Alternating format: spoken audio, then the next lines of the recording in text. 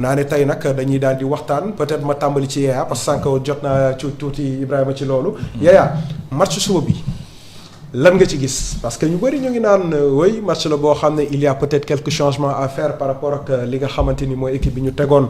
contre la France peut-être yow ñàkkul ni am nga ci jàngat daal. waaw côté dinañ def jàngat côté psychologique côté historique ak côté système. mais choix du coach bi moom du ma ci dugg. lu tax parce que moom moo ma gën a maîtriser son groupe. parce que moom mooy nekk ak ñoom c'est lui qui a fait le choix. pour les listes mën nga juger kii def nii par des arguments.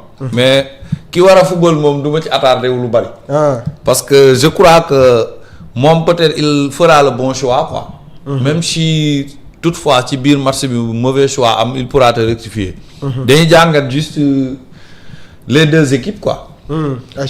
En fait il faut d'abord se mettre dans la tête que on doit battre la Norvège. pour mu des ci bopp bi. je rappelle que avant mondial bi ñun ñoo nekkoon équipe favorite. bien sûr. devant la Norvège mais après la première journée ñun ñoo nekk ci kii ñun ñoo nekk ci pression quoi. bien sûr et c'est bizarre quand même. dans la mesure où que Norvège am na 3 points plus 3 yaa ngi dégg. ñun am nañ moins 2 ak 0 point donc Norvège ak France ñoo ne ci kanam mais il faut avant le match aussi comprendre que ne beaucoup d'équipes vont terminer 3e. Premièrement ñu nekk ni lu positif la ñu war a wuti. au pire des cas ñu am match nul. au pire des cas ñu am match nul mais il faut se mettre dans la tête qu'on doit battre la Norvège. et c'est possible. c'est très possible ci biir match bi si on est conscient qu'on doit gagner on peut gagner facilement ci naka mooy que jàngatal Norvège nan lañ def ba yegg si fii nii. la Norvège d'abord joue sans pression. bien sûr ils sont quand même décomplexés par rapport à beaucoup de c'est choses. une équipe redoutable. ils sont durs ils sont physiques ils sont athlétiques ils jouent bien au football. te loolu dafa naqaree dajale peut-être historiquement ci noo bi ba avant génération bi ay André Flo nga fa doon wax. wala yenn club yi. mais avec dernièrement si 5 dernières années wala 10 dernières années yi. ils se sont perfectionnés à bas âge. bien sûr. Haaland bi lu tax ñëpp xam ko ci U20 bi mu defoon dugal 9 bi. waaw boobu de ñëpp yéemu woon. ñaan booy bi kalla club yi jënd ko di ko xëccoo ba mu jugee fi mu jugee ñëw Dortmund. bien sûr. ba mu jugee Dortmund City jënd ko. entre temps yeneen joueur di fël fu ne. ñu naan leen ñii fii lañ nekk ñee fee lañ nekk ñuy tas. avant la coupe du monde lors du ci Ligue des champions bi mujj gis nañ parcours Bodo Glimt. te origine Bodo Glimt Norvège la. te majeure partie Bodo Glimt mooy 7 titulaires yi ils sont dans l'équipe nationale. peut-être ils ne sont pas tous titulaires à l'équipe nationale. léegi ñu ñëw ci système bi Norvège di footballé. je les ai suivis parce que ñoom Italie ñoo bokkoon poule. waaw parce que Italie laay supporté à part le Sénégal. ah oui. aller-retour contre Italie seetaan naa ko. kon de teg nañ la lu metti. avant blessure Odegaard bi parce que il s'est blessé entre-temps. ci qualification avant blessure bi il jouait sur un 4-3-3. bi mu blessé ñu passé de 4-3-3 à 4-4-2 avec Oxaar boobu Moussa ak ñaari Sorloth ak Haaland ci kaw. avec Berg ak beneen waa ji tur bi laa mënul prononcer. mais Berg tur bizarre bi voilà tur bizarre bi soit Berg ak Hoog. ñuy football li mu boolee bëri. léegi ci biir système boobu noonu 4-4-2 bi. quand ils subissent ils jouent en 4-4-2. clair quoi classique. quatre yi milieu terrain ñaari ci kanam.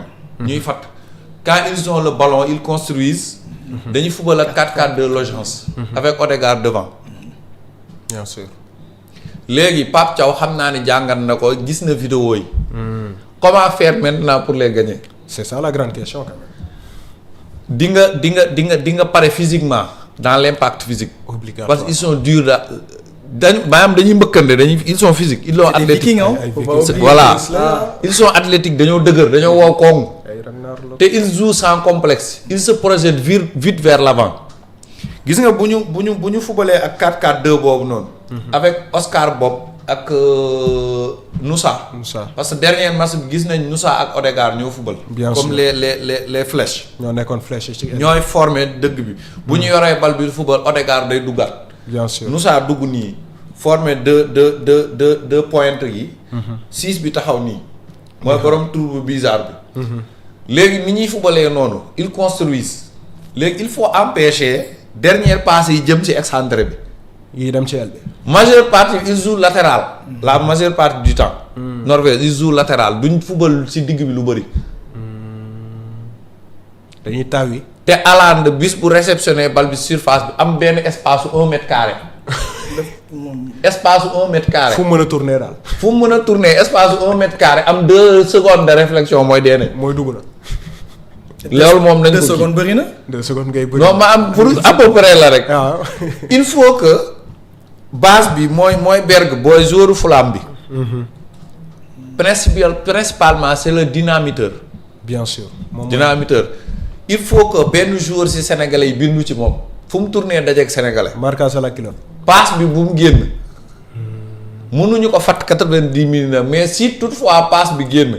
war a nekk ci Haaland war na Sorloth. fu mu tourné na dajeeg sénégalais mu présent. waaw. ñaxate xaw ma da nga may dégg wala doo ma dégg.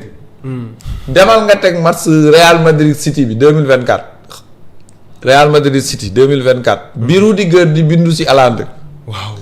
match boobu. maanaam Haaland fu mu tourné na sentir sa nooy bi ci ndongom bi. maanaam bu génnoon terrain dem vestiaire yi di soow yi sax topp ko taxaw ci buntu duus bi di ko xaar. léegi Pape Thiaw kooku ñaxate bu génnee na ko keneen remplacer. yaa ngi wax lu neex waaye lu am sens. lu garaaw laa lay tegal nii. Sorloth s'il n'a pas de ballon il ne peut pas faire grande chose. l'empêcher de jouer quand même. l'empêcher de jouer. beneen bi mooy centre yi. centre yi. muy Nusa muy Oscar Bob muy kii Odegaard. centre bu ñu centré. les deux attaquants ont plus de 2 mètres. ñaari attaquant norvège yi. ñëpp plus de 2 mètres lañ. 2 mètres. waaw am nañ. centre bu boo rëdd bu ko kii jotul keneen gi da koy jot. by force. te Haaland am na aptitude yoo xamante ne bal bu jotul da koy jëli. tànk bi sax maa manqué bal bu manqué da koy jëli bu ëppee day naaw. tànk bi sax day jóg. day naaw ci kaw gis ngeen image yi jëli ko. image naa yi may ñu ko s'il te plaît Régis. yaa ngi dégg day naaw jëli bal bi. il est maam dafa xobe. li raar si attaquant la bu xobee. xobe bu ñu naan 9 numéro 9 pur ci football moderne bi mooy Haaland. amul keneen renard de surface quand même. renard de surface.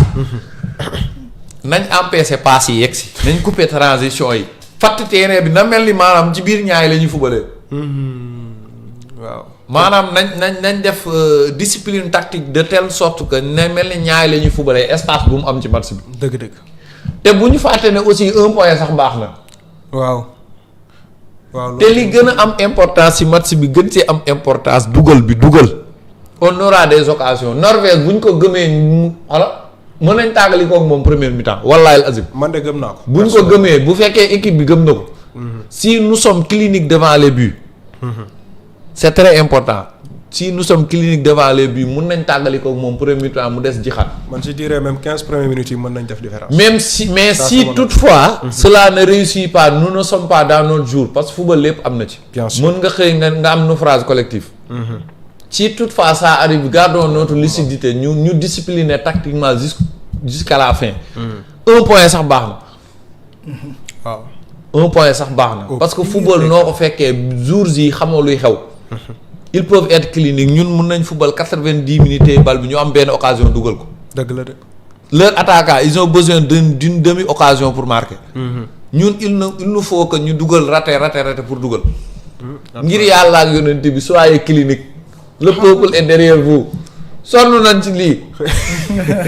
xëy na ñu saraxu leen bokk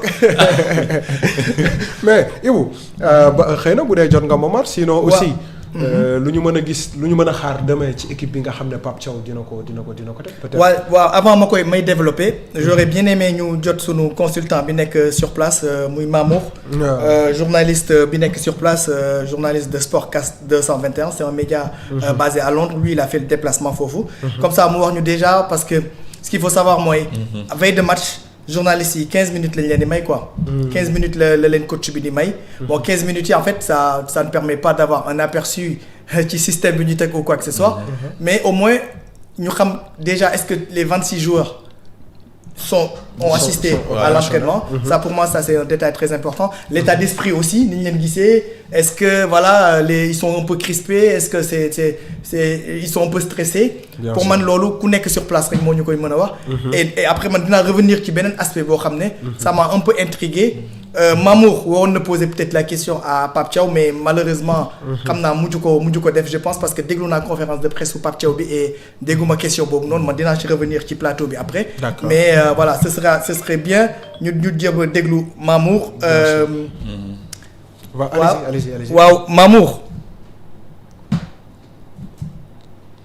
Mamour yaa ngi ñuy dégg. problème logistique bi nag moom. Mamour yaa ngi ñuy dégg est-ce que.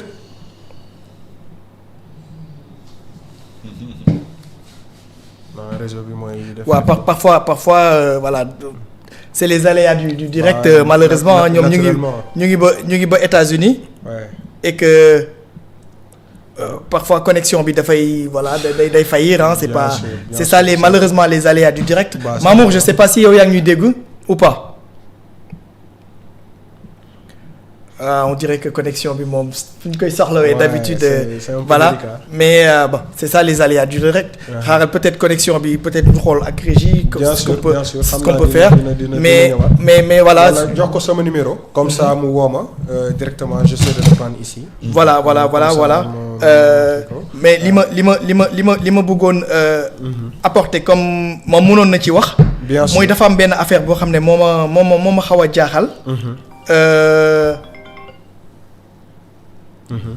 waaw mais bu affaire bu ma xaw a jaaxal. mooy ci entraînement bi. Pape Thiaw dañu gis sur match dernier. D'habitude on a été habitué